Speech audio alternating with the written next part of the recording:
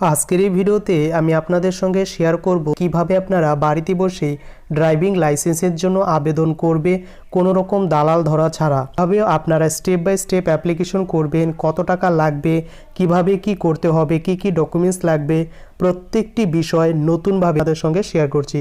কাজেই ভিডিওটি অত্যন্ত মনোযোগ সহকারে দেখুন এবং ভালো লাগলে অবশ্যই চ্যানেলটিকে সাবস্ক্রাইব করুন। তো চলো ভিডিওটি শুরু করা যাক। ড্রাইভিং লাইসেন্স অনলাইনে আবেদন করার জন্য সর্বপ্রথম একটি অফিসিয়াল ওয়েবসাইটে চলে আসতে হবে। ওয়েবসাইটে তোমাদের গুগল ক্রোম ব্রাউজারে চলে যাবে এবং ব্রাউজারে গিয়ে এখানে তোমাদের টাইপ করে দিতে হবে এম পরিবহন লিখে সার্চ করে দেওয়ার পর প্রথমে একটি ওয়েবসাইট এখানে চলে আসবে। এম পরিবহনের যে অফিসিয়াল ওয়েবসাইট, এই অফিসিয়াল ওয়েবসাইটে ভিজিট করতে হবে। এই অফিসিয়াল ওয়েবসাইটে আসার পর এই রকম ইন্টারফেসটা ওপেন হবে। তো এইখানে উপরের দিকে একটি অপশন এখানে দেখতে পারবেন, অনলাইন সার্ভিস বলে একটি অপশন রয়েছে। এই অনলাইন সার্ভিসে ক্লিক করবে, দেন এই ইন্টারফেসটা ওপেন হবে। এরপর এখানে অনেকগুলো অপশন শো করবে।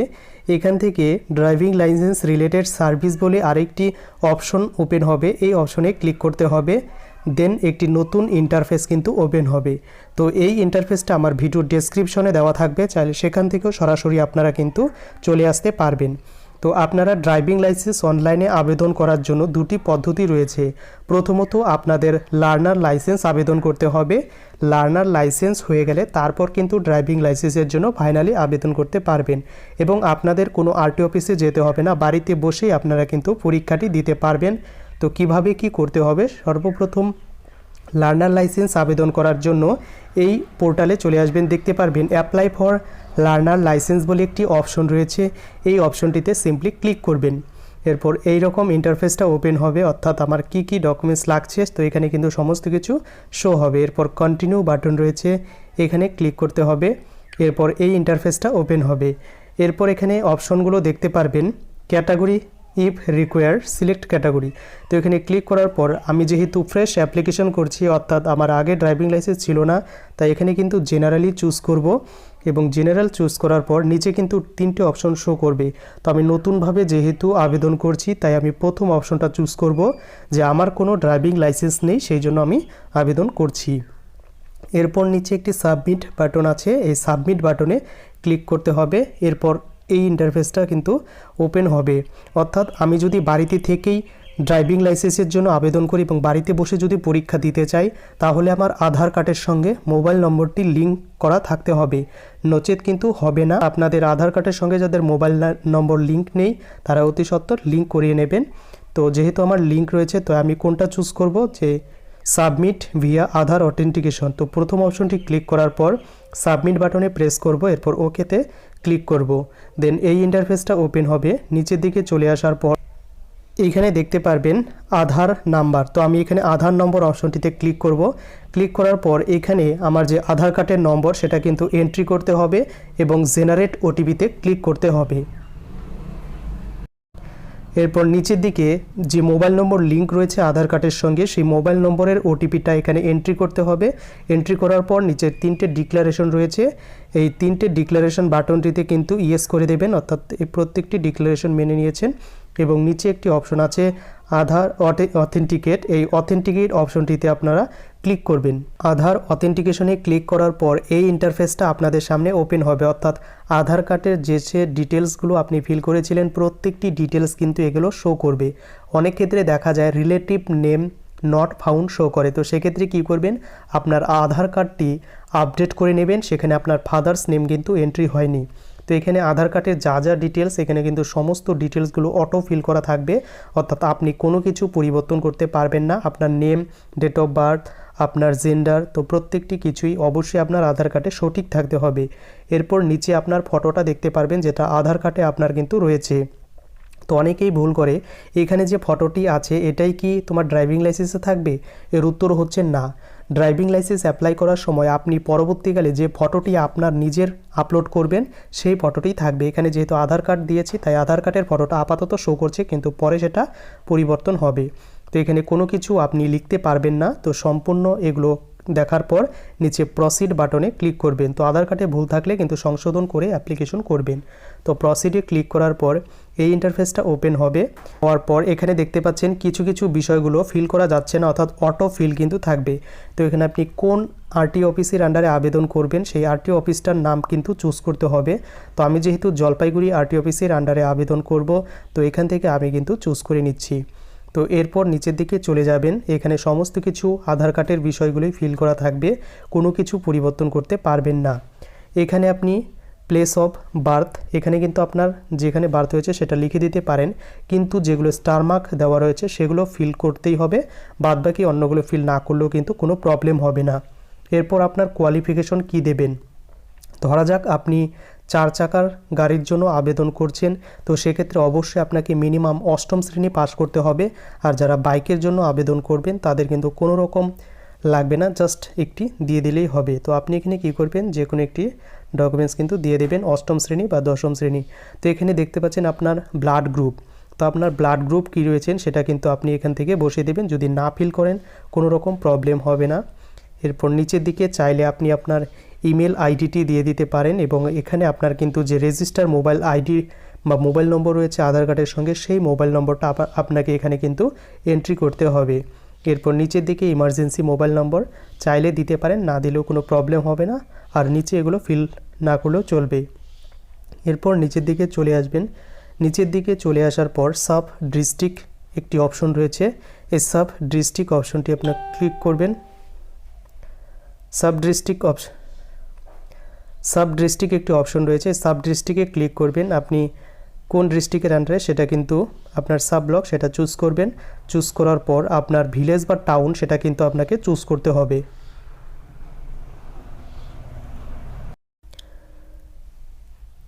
এরপর আপনার এখানে যদি বাড়ির নাম জানা থাকে তাহলে অবশ্যই এখানে দিয়ে দেবেন বাড়ির নম্বর, এরপর স্ট্রিট, লোকেশন, এগুলো কিন্তু অটো ফিলই থাকবে। তো নিচের দিকে চলে আসার পর এখানে সমস্ত কিছুই ফিল করা থাকবে। নিচের দিকে চলে আসার পর খুবই গুরুত্বপূর্ণ একটি ইনফরমেশন, আপনি কিসের লাইসেন্সের জন্য আবেদন করবেন, স্কুটি নাকি বাইক নাকি 4 চাকা গাড়ির জন্য।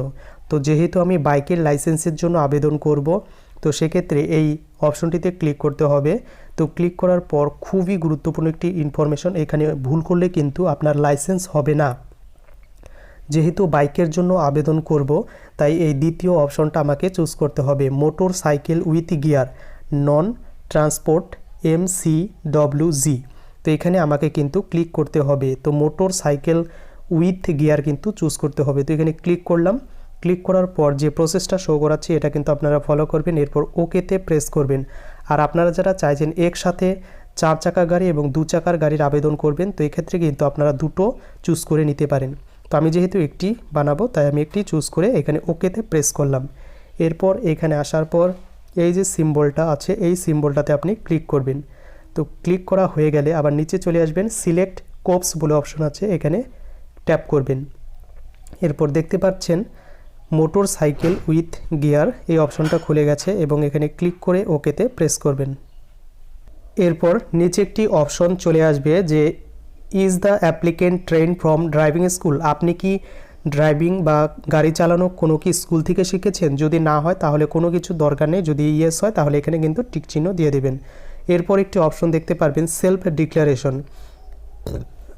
এই সেলফ ডিক্লারেশন অপশনটির ওপরে আপনারা একবার ক্লিক করবেন। ক্লিক করার পর এই ইন্টারফেসটা ওপেন হবে। তো এখানে কোথায় কি করবেন সম্পূর্ণ আমি যেগুলো স্টেপ বাই স্টেপ করছি সেগুলো আপনাদের ফলো করতে হবে। তো প্রথম অপশনটি নো করবেন, দ্বিতীয় অপশনটিতে ইয়েস করবেন, এরপর প্রত্যেকটিতে আপনি নো করবেন। তো কি বললাম আরেকবার বলে দেই, প্রথম অপশনটি নো, দ্বিতীয় অপশনটি ইয়েস, এরপর সমস্ত অপশনগুলি কিন্তু নো করবেন।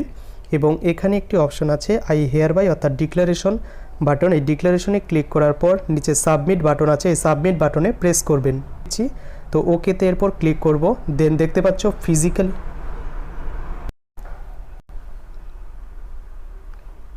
এখানে শো করবে যে ফিজিক্যাল ফিটনেস, যে আমার সেলফ ডিক্লারেশন সেটা সাকসেসফুলি সাবমিট হয়েছে। এরপর ওকেতে আমাকে ক্লিক করতে হবে।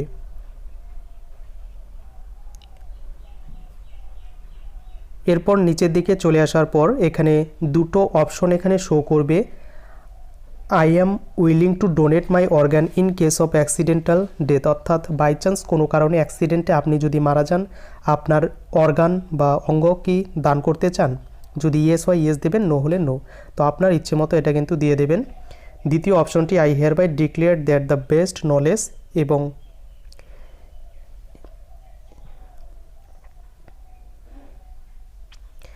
এরপর এই যে ডিক্লারেশনগুলি রয়েছে এই ডিক্লারেশনগুলিতে আপনি কিন্তু টিক চিহ্ন দিয়ে দেবেন।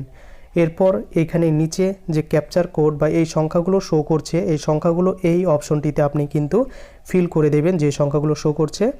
দেন নিচে সাবমিট বাটন বলে আরেকটি অপশন রয়েছে, এই সাবমিট বাটনে প্রেস করবেন। ক্লিক করার সঙ্গে সঙ্গে এই ইন্টারফেসটা ওপেন হবে এবং ক্লিক করার পর এখানে এই ইন্টারফেসটা শো হবে, যেখানে এখানে এসএমএসটা শো করাবে যে congratulation your application has been submitted successfully.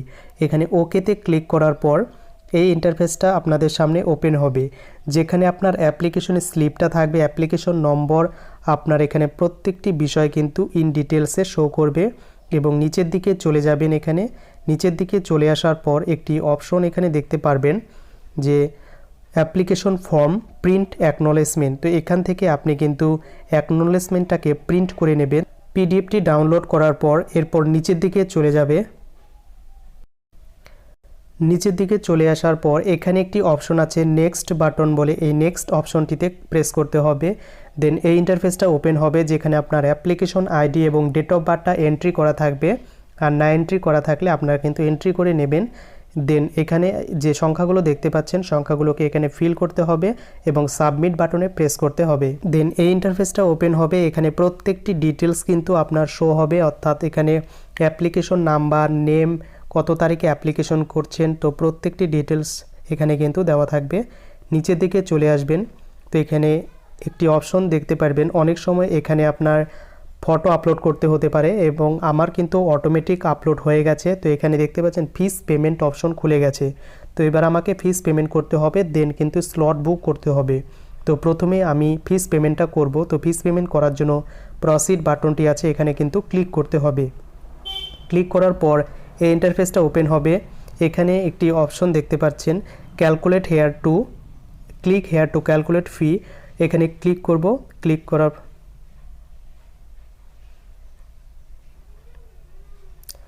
এরপর এই ইন্টারফেসটা ওপেন হবে, এখানে application ID, date of birth show করবে এবং অ্যাপ্লিকেন্টের নাম শো করবে। নিচের দিকে চলে আসবেন, যদি ড্রাইভিং লাইসেন্সের জন্য আবেদন করেন, বাইকের জন্য, তো এখানে 240 টাকা কিন্তু শো হবে, অর্থাৎ এটা আমাদের কিন্তু পেমেন্ট করতে হবে। তো এখানে নিচের দিকে চলে আসার পর সিলেক্ট ব্যাংক, তো এখানে GRIPS চুজ করতে হবে এবং এই যে এই এসএমএসটা বা ক্যাপচার কোডটা এখানে আমাকে এন্ট্রি করতে হবে। এরপর এন্ট্রি করার পর মোবাইলে কিন্তু সরাসরি এসএমএস চলে যাবে পেমেন্ট করার জন্য। তো এরপর পে নাও বলে একটি অপশন আছে, এখানে ক্লিক করতে হবে। তারপর আবার এই ইন্টারফেসটা ওপেন হবে, এখান থেকে নিচে চলে আসার পর এখানে আই অ্যাগ্রি বাটনটি ক্লিক করে প্রসিড ফর পেমেন্ট অপশনটি আছে, এখানে ক্লিক করতে হবে। তো আমি প্রসিড ফর পেমেন্টে ক্লিক করলাম, জাস্ট একটু ওয়েট করতে হবে, লোডিং নেবে। আপনারা কিন্তু কখনোই আবার কিন্তু রিফ্রেশ করবেন না, সরাসরি অফিসিয়াল ওয়েবসাইটে চলে যাবে, নচেত কিন্তু আপনার পেমেন্ট ফেল হয়ে যাওয়ার সম্ভাবনা রয়েছে। তো আমার এখানে 5 মিনিট টাইম রয়েছে, 5 মিনিটে আমাকে কিন্তু কমপ্লিট করতে হবে। তো এখানে আপনারা প্রত্যেকটি বিষয় আবার দেখে নেবেন, সমস্ত কিছু যেহেতু ঠিক রয়েছে। আমি ভেরিফাই অপশনে ক্লিক করে নেক্সটে ক্লিক করব। এরপর এই ইন্টারফেসটা ওপেন হবে, এখানে আমি SBI ইপে এবং পেমেন্ট গেটওয়ে অপশন ক্লিক করার পর নেক্সট যে একটি অপশন রয়েছে এই নেক্সট অপশনটিতে প্রেস করতে হবে। এরপর INI নম্বরটা শো করবে এবং এটা কিন্তু ক্লোজ করে দেবেন। তো ক্লোজ করে দেওয়ার পর নিচের দিকে আবার চলে আসবেন, চলে আসার পর নিচে এখানে একটি অপশন দেখতে পারবেন পে নাও বলে একটি অপশন রয়েছে, এই পে নাও অপশনটিতে ক্লিক করবেন। তো পে নাওতে ক্লিক করার পর রিডাইরেক্ট হয়ে আপনার কিন্তু পেমেন্ট মোডে চলে আসবে। এবং এখানে আপনাদের একটি সতর্কতা দিয়ে দেই, আপনাদের যদি পাঞ্জাব ন্যাশনাল ব্যাংক থাকে এবং মহারাষ্ট্র কোঅপারেটিভ ব্যাংক বা লক্ষ্মী ভিলাস ব্যাংক যদি থেকে থাকে, তো আপনারা এখান থেকে কিন্তু সেই ব্যাংকের মাধ্যমে এটিএমের সাহায্যে পেমেন্ট করবেন না, কারণ সেখানে পেমেন্ট ফেল হয়ে যায়। বাদবাকি প্রত্যেকটি প্রসেসে কিন্তু পেমেন্ট করতে পারেন। এখানে ডেবিট কার্ড রয়েছে, চাইলে কার্ড নম্বর দিয়ে পেমেন্ট করতে পারেন। এরপর রয়েছে ইউপিআই সিস্টেম রয়েছে। তো ইউপিআই সিস্টেমে যেহেতু আমি পেমেন্ট করব, তো ইউপিআই চুজ করার পর নিচে আপনারা দুটো অপশন পেয়ে যাবেন, এন্টার ইউপিআই বা ইউপিআই কিউআর কোড। তো আপনার ইচ্ছা মতো চুজ করে নেবেন। তো আমি কিউআর কোডের মাধ্যমে করব। তো কিউআরে ক্লিক করার পর পে নাও অপশন পাবে, এই পে নাওতে ক্লিক করতে হবে। এরপর এই ইন্টারফেসটা ওপেন হবে, যেখানে আপনাকে স্ক্যান করে পেমেন্টটা করে দিতে হবে এবং পেমেন্টটা হয়ে যাওয়ার পর আপনার রিডাইরেক্ট হয়ে আপনার আবার সেই আগের পেজটিতে নিয়ে যাবে।